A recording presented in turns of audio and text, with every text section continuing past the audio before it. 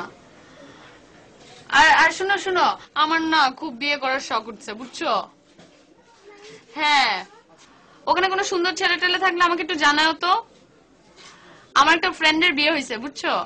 তো সারাদিন হাজবেন্ডের সাথে ঘোরাফেরা করে। তো আমার খুব শখ উঠছে যে আমারও একটা হাজবেন্ড লাগবে, বুঝছো নাই? হ্যাঁ, খুব বৃষ্টি হবে, আর বৃষ্টির মধ্যে আমি আর আমার হাজবেন্ড রিক্সা করে ঘোরাফেরা করব। এই তো এগুলাই, বুঝতেছো তো না আমার ব্যাপারটা? ছেলে খুঁজো, ছেলে খুঁজো। আচ্ছা শুনো, সুন্দর ছেলে পেলে আমাকে অবশ্যই জানাবা। আর আর 2-1 দিনের মধ্যে ফোন দিবা আমাকে আবার, ঠিক আছে? অবশ্যই, মনে থাকে জানি। খোদা হাফেজ। আচ্ছা তোমার কি উঠছে বললাম আমারে? শখ উঠছে। কি শখ উঠছে তোমার? বিয়ের শখ উঠছে।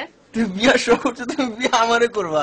তুমি মামারে ফোন দিয়ে বলছো সৌদি আরব কুয়েতের থেকে ছেলে পাঠাতে, তুমি কি খেজুর পাঠাবে তোমার মামা? এটা খেজুর পাঠানোর মধ্যে বলছে আমার একটা সুন্দর দেখে ছেলে পাঠান। এটা কি হলো বুঝলাম, আমি আছি না। শুনো শুনো, তোমার আর ওদের মধ্যে অনেক পার্থক্য আছে, বুঝছো? মানে বুঝো না, ওখানকার ছেলেরা খুব বড়লোক হয়, সুন্দর হয়, বড় বড় গাড়ি থাকে। আমারও শখ আছে যেরকম বড় একটা গাড়িতে আমার হাজবেন্ড গাড়ি চালাবে, আমি পাশে বসে থাকবো, বুঝো না? এগুলো তোমরা জীবনেও পারবা না, বুঝছো? হ্যাঁ, তোমার মাঝে মাঝে এরকম একটা ব্যারাম হয়। একবার কানাডা, একবার ইটালি, একবার অস্ট্রেলিয়া, একবার সুইজারল্যান্ড, একবার আমাজন দ্বীপপুঞ্জের পোলাপাইন দরকার হয়, তোমার বিয়ে করবা। কালকে ফুপারে পাঠাবো, পাঠায় কমো যে সনিরে বিয়ে করতে চাই, আর আব্বার সাথে ফাইনাল কথা বলেন কার্ডের ডিজাইনটা কি হবে আশেপাশে করে নিবো।